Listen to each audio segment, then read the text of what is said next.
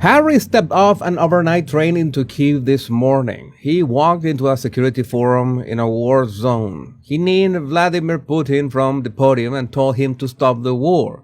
He hugged strangers on the platform.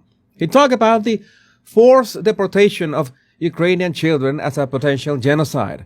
And he flew there straight from the Australian tour that just collapsed in front of the entire world. But here's what Harry did not do. He did not show up at Buckingham Palace on Tuesday for the late Queen's 100th birthday. He did not attend the centenary reception. He did not stand with his father, his brother, his sister-in-law, or any of the working royals who marked the most emotional family milestone of the year. He sent flowers to a grave from California, and then he flew to a war zone. So today we are covering Harry's surprise Kyiv visit and the speech that turned an ordinary post-tour stopover into a bid for global relevance. The King's centenary tribute of a video that erased the sausages so completely it has become its own news story. The viral death stare Meghan was caught aiming at her own chief of staff in Melbourne. The Australian radio host who just admitted he had to pay to be in the same room with the sausages.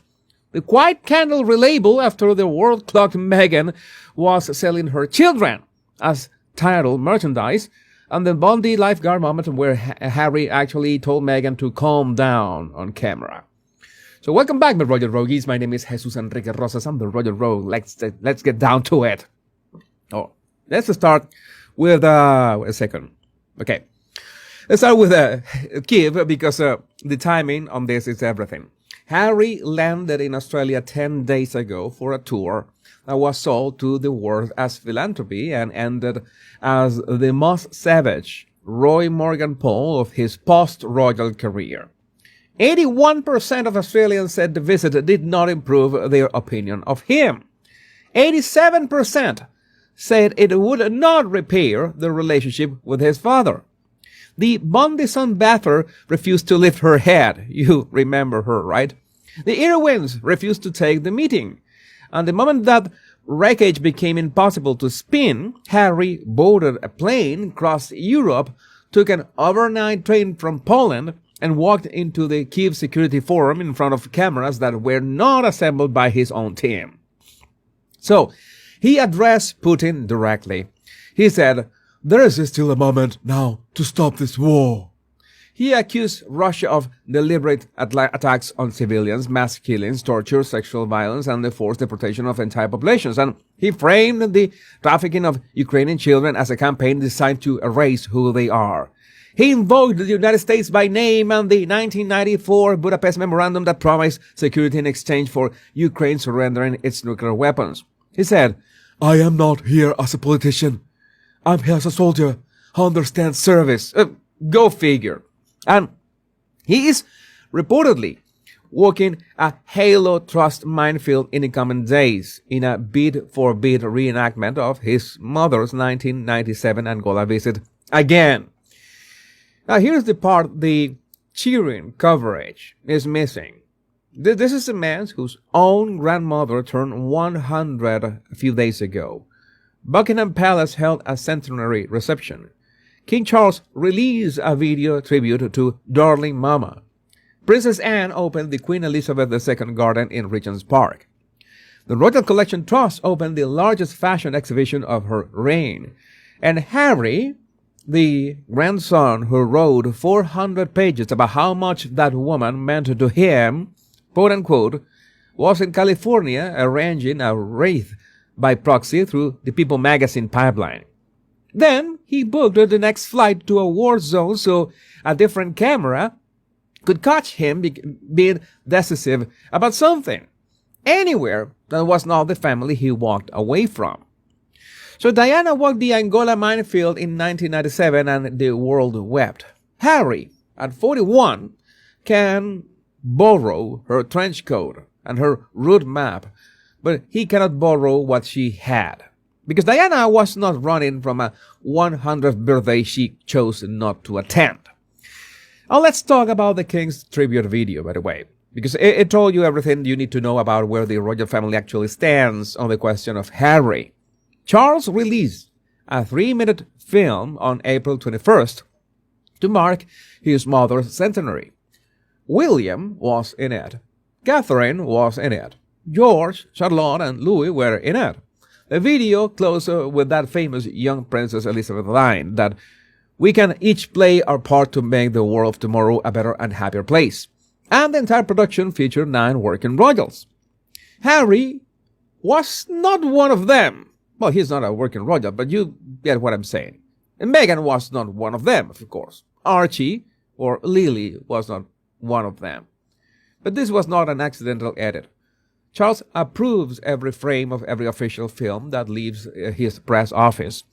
The decision to leave the sausages out of the tribute to his own mother was a deliberate, considered, sign-off statement. And it lands inside a very specific timeline. 6 days ago, Harry's spokesman in Australia reportedly told the press, "We are royal. The sooner people accepted that, the better." 5 days later, the king answered without saying a single word by erasing him from the centenary film, or not putting him in that film. A passive snub it was not. So this was Buckingham Palace handing the sausages a printed receipts for the last 6 years. So the internet caught it instantly. One reaction making the rounds described Harry as a footnote and methane as a footnotes +1. The grandson who once gave the eulogy at Sandringham gets nothing. The grandson who carried a wreath in Australia for the Wrong Queen gets nothing. The titles still exist on paper, but the centenary film is the new family portrait, and the sausages are not in it. Now, let me show you what Meghan was doing on the day in Melbourne that has been quietly going viral. The sausages were leaving the Royal Children's Hospital. Their Chief of Staff, Sarah Fosmo, a Gates Foundation veteran who has been with the operation since December 2024, reached out and tapped Harry on the back. A perfectly ordinary professional gesture, calm and human. The kind of thing any senior aide does to keep a principal moving on schedule. And the camera caught Meghan turning her head toward the aide and delivering a look that has now been described as a death stare. Not annoyance, not surprise, but contempt. A held, narrowed, openly hostile glare aimed at the woman whose entire job is to stop the schedule from collapsing. So the clip surfaced on the British Royal podcast circuit this week, and former Sausages staff had been reaching out to reporters ever since. One quote landed especially hard. A former senior staffer told a royal correspondent the clip gives me PTSD and described Meghan as, quote, literally a workplace psychopath smiling sweetly in public while shooting daggers when she thinks no one is watching. Yeah, that checks out. A workplace psychopath. Those are the words of the people who have actually worked inside Montecito Manor. And the second quote that surfaced is even more telling. Another insider said that the aide's real crime was treating Harry like a normal person because Meghan is desperate to be seen as royal. And any staffer who undermines that frame becomes the target of the next mask slip. So this is the same Meghan whose cooking show producers were not allowed to use the word royal without her team escalating. The same Meghan whose new candles were quietly walked back from the awards prince and princess this week, and we will get to that one in a minute. The same Meghan who has now lost 25 executive employees in 3 years and 3 nannies before Archie was 7 weeks old. The cameras finally caught the look the people who quit have been describing in private for years. And well, we have seen it in other instances a couple times. Now let me tell you what an Australian radio host just admitted on national air, because it cracks the entire philanthropic visit frame wide open. Michael Whipley, who hosts the Nova Drive show, sat down on Wednesday morning and casually told the country he had been invited to meet Harry and Meghan at a Nexus Australia event with about 50 other guests. And then, on air, his co-host Kate Ritchie asked the question every Australian was already thinking. She asked, when you say invited, do you mean invited but you bought a ticket? So Wippa paused, Wippa nodded, and Wippa said, and I am quoting, I made a donation. I got an invitation to meet Harry and Meghan along with 50 people, and there was a donation involved. All right. So there it is. On the official Sausages Australia tour, the one billed as service, advocacy, and community engagement, 50 people had to pay their way into the room, not buy a ticket to a charity gala, not bid in a public auction. Pay a donation in exchange for a curated meet and greet. Philanthropy, this was not. This was a fan experience priced in tax-deductible disguise. It is the same model that filled the empty seats at Meghan's $3,000 wellness retreat. Well, filled half of them, that is. It is the same model that filled Harry's not quite sold out Inter-Edge Summit. The sausages did not bring relevance to Australia. They brought a turnstile with a ticket price. And Wippa kept nothing. He told the studio he kissed Meghan goodbye on the cheek and then asked Harry for his phone number, hoping to keep chatting. Harry deferred to his executive assistant and handed over a contact card. Wippa has now sent 3 emails over 3 days to that contact. 0 replies. None. The gingerbread smiled, took the donation, handed over the card, and his office cannot be bothered to answer one of Australia's biggest radio personalities 72 hours later. The donations have cleared, the visit is over, the next country awaits. Now, back to the candle story, because that U-turn is news on its own. 2 days ago, we were talking about Meghan's lifestyle brand launching candles number 506 and 604 for Archie and Lily's birthday, product copy that crown the children Prince Archie of Sausages and Prince Lily of Sausages.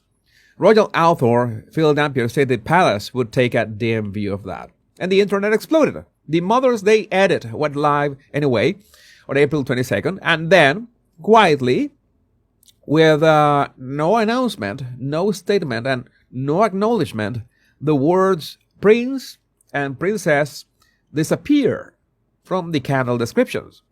The page now shows the candles are the same numbers, the same prices, the same scents, with the titles surgically removed from the marketing copy. And reporters who went looking for the trademark filings were told by People magazine, of course, with the helpful Sausages camp framing, that Meghan has not actually trademarked Archie's or Lily's names at all. So let's translate that into plain language. The brand launched the bait. The brand watched the reaction.